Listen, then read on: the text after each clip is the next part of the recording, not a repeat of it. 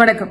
இந்திய ஊடகங்கள்ல இன்னைக்கு உச்சரிக்கப்படும் பெயர் அதிஷி. டெல்லியோட புதிய சிஎம், 3வது பெண் முதலமைச்சர்.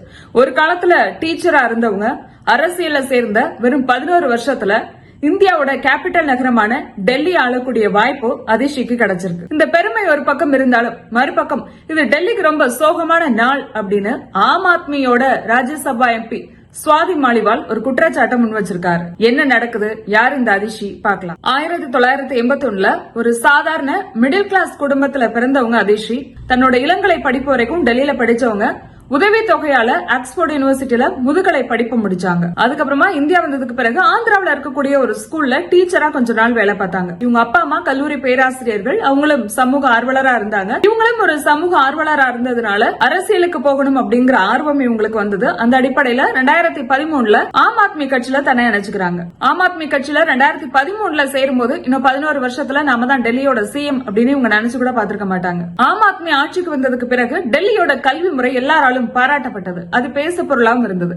மத்த மாநிலத்தில் இருக்கக்கூடிய ஆட்சியாளர்களே டெல்லியில போய் டெல்லியோட அந்த எஜுகேஷன் மாடல் எப்படி இருக்கு அப்படின்னு போய் விசிட் பண்ணிட்டு வந்தாங்க. அந்த அளவுக்கு இதோட எஜுகேஷன் எல்லாராலையும் பாராட்டப்பட்டது. அமெரிக்க அதிபராக இருந்த ட்ரம்போட மகள் வரைக்கும் டெல்லியோட கல்வி முறையை பார்த்து பாராட்டினாங்க. அந்த அளவுக்கு தரமான எஜுகேஷனை டெல்லியோட கவர்மெண்ட் ஸ்கூல்ல பார்க்க முடிஞ்சது. தனியார் பள்ளிகளுக்கு நிகரா அரசு பள்ளிகளும் வர ஆரம்பிச்சது. இதுக்கெல்லாம் முழுக்க காரணம் கல்வித்துறை அமைச்சராக இருந்த மணிஷ் சிசோடியா அப்படின்னாலும் அவருக்கு கூடவே இருந்து ஆலோசனைகளை கொடுத்தது அதிஷி. அப்பவே ஆங்கில ஊடகங்கள்ல யார் இந்த அதிஷி அப்படின்னு எழுத ஆரம்பிச்சாங்க. இவரோட பேர் அதிஷி மார்லனா. மார்லனா அப்படிங்கறது இவரோட குடும்ப பேர்.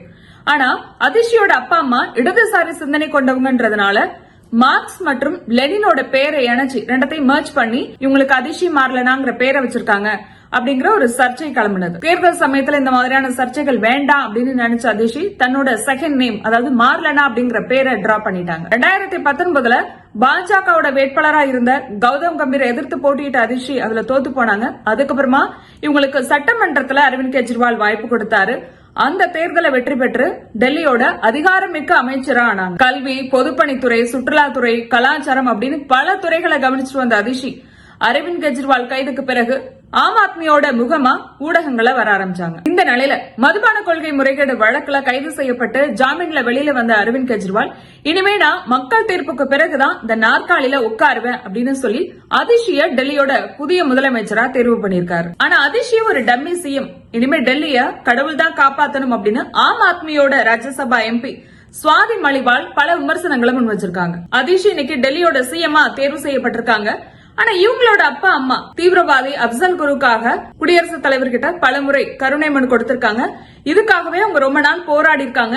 அப்படிப்பட்டவங்களோட பொண்ணு இன்னைக்கு டெல்லியோட சிஎம். எனவே இது டெல்லிக்கு ரொம்ப சோகமான நாள் அப்படின்னு தன்னோட விமர்சனங்களை முன் வச்சிருக்காங்க. கடந்த மே மாசமே சுவாதிக்கும் அதிஷிக்கும் ஒரு மோதல் வந்தது. அரவிந்த் கெஜ்ரிவால் வீட்டுக்கு நான் போயிருந்தேன், அவரோட பிஏ அடிச்சுட்டாரு, எனக்கு இங்க பாதுகாப்பு இல்ல அப்படின்னு சொல்லி போலீஸ் ஸ்டேஷன்ல ஒரு புகார் கொடுத்திருந்தாங்க சுவாதி. ஆனா இது முழுக்க பாஜக செய்யக்கூடிய வேலை. சுவாதியோட இந்த புகாருக்கு பின்னாடி பாஜக தான் இருக்கு அப்படின்னு அதிஷி பேட்டி கொடுத்திருந்தாங்க. இந்த நிலையில நேத்து கட்சிக்கு வந்தவங்க எல்லாம் ஒரு மூத்த அமைச்சரை விமர்சனம் பண்ணக்கூடிய வகையில ஆம் ஆத்மி இருக்கு அப்படின்னு தன்னோட ஆதங்கத்தை சுவாதி சொல்லியிருந்தாங்க. இவங்க ரெண்டு பேருக்கும் இப்படி ஒரு மோதல் இருக்கக்கூடிய நிலையில தான் அதிஷி புதிய சிஎம்மா தேர்ந்தெடுக்கப்பட்ட நிலையில சுவாதி அதிஷி மேல விமர்சனங்களை முன் வச்சிருக்காங்க. இதுக்கு ஆம் ஆத்மி தரப்புல என்ன சொல்றாங்கன்னா, சுவாதி ஆம் ஆத்மியில இருந்து சீட்டை வாங்கி ராஜ்யசபா எம்பி ஆனாங்க. அவங்க ராஜ்யசபா எம்பியா நீடிக்கணும்னா அவங்க தன்னோட பதவியை ராஜினாமா பண்ணிட்டு பாஜக கிட்ட இருந்து சீட் வாங்கிட்டு அவங்க ராஜ்யசபா எம்பி ஆகட்டும். இந்த மாதிரி பாஜக எழுதி கொடுத்த ஸ்கிரிப்ட் எல்லாம் இங்க படிக்க வேண்டாம் அப்படின்னு சொல்றாங்க. ஆனா அதிஷிக்கு எதிராக பாஜக உறுப்பினர்கள், பாஜக ஆதரவாளர்கள் அதிஷியோட அப்பா அம்மா அப்சல் குருக்கு ஆதரவா பேசின வீடியோவை பதிவிட்டு வராங்க. ஏற்கனவே இதை பத்தி அதிஷி ஒரு விளக்கம் கொடுத்திருந்தாங்க. என்னோட அப்பா அம்மாவோட அரசியல் நிலைப்பாடு அப்படிங்கறது வேறு, என்னோட அரசியல் நிலைப்பாடு வேறு. அவங்களோட அரசியல் முடிவுகளுக்கு நான் பொறுப்பேற்க முடியாது.